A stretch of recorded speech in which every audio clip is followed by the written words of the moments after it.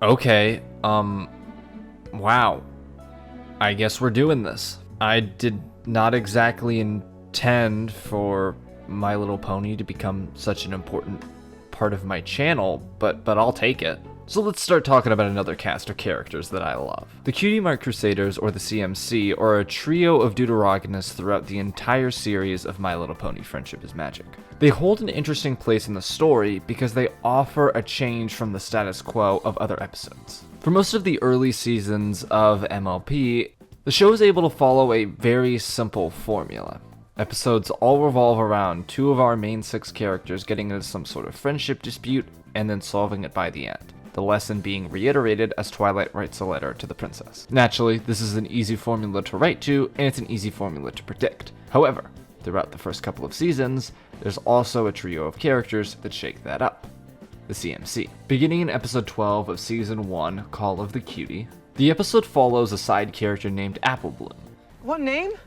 Who are you, Seal? While the main six characters are all ambiguously aged adults, Apple Bloom is an ambiguously aged child. To signal at least 4 feet from the Big fat meanie! Patrick, you can't do that! She's the teacher! She goes to school, she deals with bullies, and she has a lot of story arc potential that she can't really do with the older characters. This episode follows Apple Bloom as she gets very scared because she doesn't have a cutie mark. Again, cutie marks are these little butt tattoos that sort of tell the ponies what they're supposed to be doing and what their talents are. Ponies will get their cutie mark as they grow up when they discover what their destiny is supposed to be. I know, I'm doing the whole boss baby thing again. Look, it's a whole racket. There's actually a lot of lore and story implications about cutie marks that get explored later on down the line, as I mentioned in the Starlight video. But right now for this episode, Apple Bloom does not yet have her cutie mark, and that makes her a target. The resident Ponyville poo-poo head Diamond Tiara decides to poke fun at her, and thus Apple Bloom begins a mission to try and find her cutie mark before Diamond Tiara's Cutesiniera. Cutesiniera. She tries a lot, but it doesn't end up working. Think about wife. Regret. She tries everything that she can to avoid the embarrassment of being called a blank flank? Did we just invent, like, pony slurs? Fortunately, even though she goes to the party without a cutie mark, she does run into two other fillies that help her. Sweetie Belle and Scootaloo are also fillies that don't have their cutie marks. The three quickly find solace in each other and realize that if they all work together to try to find their own cutie marks, they can probably do it faster, and thus become the Cutie Mark Crusaders. They all have anterior pelvic tilt. See, it's bad posture. And these three would then become a main fixture throughout the rest of the show, having their own episodes that specialize in them trying to find their cutie marks. Some good, some very bad. The real purpose of the CMC is really to give young kids who are watching this show something a bit more relatable to watch. As I mentioned before, the main six characters are all ambiguously adults, which means there's some episodes that specialize in problems that only adults can deal with. The writers are skilled enough to make the subtext and the themes of these episodes applicable to all ages and all demographics, but sometimes the macro things that are happening are a little bit too specific to adults. Like, I can't imagine a 6-year-old girl relating to Rarity overworking herself to make dresses for her friends. I can imagine them enjoying it and understanding the thematic message, but I just can't imagine them having ever been put in that situation. But I can imagine them getting bullied by the resident town poo-poo head for being a little different. And that's actually what I really want to talk about when it comes to the CMC. Not the status quo that their episodes and their characters follow, but how that status quo grows and evolves as the characters age.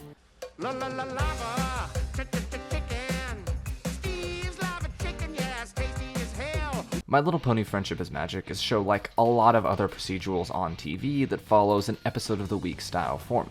Naturally, there is an overarching plot for the whole show as well as smaller plots for multiple seasons, but the show often moves at a simple episode by episode pace. Season premieres and season finales are often the only times when overarching plot lines are changed in meaningful ways. Twilight becomes the Princess of Friendship, the Friendship School is built, and so on and so forth. So the status quo of the show is very important, because certain episodes need to be tied into other episodes. If we've set up that Twilight Sparkle is now an alicorn, every episode after the fact needs to have her with wings. And the CMC go through similar changes as well.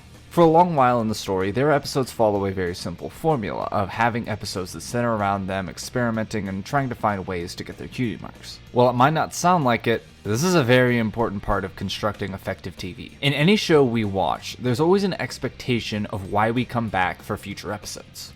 TV shows are very long, and even miniseries can last up to 6 hours. So how do you make sure people keep coming back every week to continuously spend their time watching your show? You need to make sure that their expectations are being met. If you're coming back for My Little Pony Friendship is Magic, you want to see our cute little characters dealing with friendship problems. That's what happens in almost every episode. The tricky part is trying to find a way for your characters and your story to grow while maintaining the status quo. There was never going to be an episode of Breaking Bad where Walter White gives up the meth game and opens up a pawn shop or something. What is wrong with you? Why are you blue? But if every episode followed the same formula that was set up in season 1 of having Walt and Jesse by themselves doing some scheme, it would get boring really fast. Add some new characters, add some new plot lines, and test our characters in unique ways, but still keep the feeling that you established in the early episodes. That's what happens in My Little Pony, and that's what happens in Breaking Bad. Wow. I did not think I'd have an opportunity to compare those shows together. But as the status quo of the show gradually shifts, the CMC follows suit. Episode 18 of Season 5, Crusaders of the Lost Mark. This is one of my favorite episodes of the entire show, and a very important episode for the CMC. Initially, it begins with them doing their standard shenanigans of trying different things to try to figure out how to get their cutie marks when they're interrupted by... Cutie Mark Crusaders! Help! What's wrong, Pipsqueak? They help Pip become student council president, who's running against Diamond Tiara. You know, the stock bully character that I mentioned earlier. Initially, this episode doesn't seem like anything special, but after Diamond Tiara loses, we begin to follow her. And yes, this episode came out in 2015, which means we were right in the middle of the let's try to redeem the mean girl character in all of our cartoon shows. The episode continues with our little ponies deciding they want to try to be friends with Diamond Tiara because that's the point of the entire show. They're way better than me is all I'm going to say. I would have left her to cry by herself. When they invite Diamond Tiara back to their clubhouse, they actually get a really interesting conversation. For multiple episodes now, Diamond Tiara has bullied them for being quote-unquote blank flanks. But she also reveals that she's kind of jealous of them. While having a cutie mark is certainly insightful and can be very empowering, it's also intimidating because you have one symbol that represents your entire life's purpose. Look, I could do a whole nother video on cutie marks and how they're such a beautiful metaphor for how adolescents experience purpose. Like when you're a kid and you figure out what you're really passionate about, it can feel very empowering. It can also feel very intimidating if you're getting into a competitive field like artistry or music. Diamond Tiara talks about the expectations that come with having a cutie mark and how she kind of wishes she didn't have one anymore. Unfortunately, this sweet little moment is interrupted when Pip comes running in. He says there's a problem with the school budget, and while the CMC initially want to help him cover it up, Diamond Tiara says she wants to use this as an opportunity to get him kicked out of the office. They run through town singing a song, battling as they try to get Diamond Tiara to turn over a new leaf, but it doesn't really work. Diamond Tiara comes boop to snoot with her mom, who's just the worst. And that's not just jealousy talking. I'd say that to her face. I need your help. You're the worst.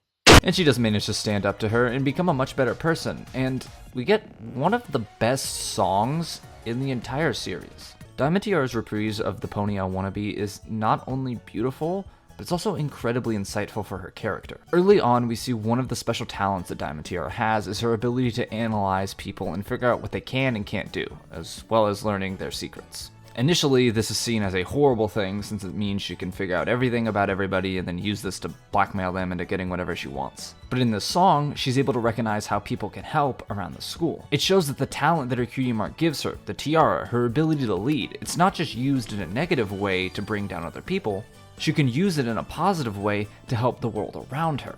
It's still the same mark, nothing about her has changed. It's just the outlook on how she feels about herself. The CMC remark on how good it feels to lead somebody to the light and help them better understand their cutie mark, and surprise, surprise, this ends up being the moment where they get their own cutie marks. They're all very similar because they all share the same special talent, and that's the ability to help other people understand what they're supposed to do. They spent so much time trying to find their own cutie marks, and now that they have it, their new mission is to help other people find their cutie marks and better understand them. Which means they're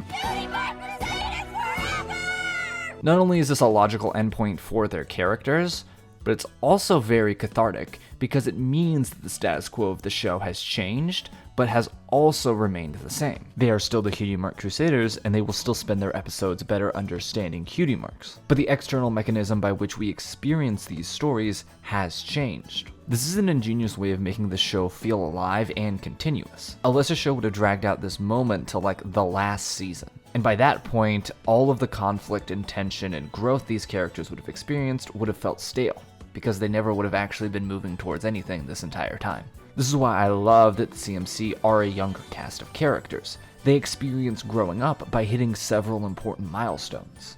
Because after this episode, their journey's not over.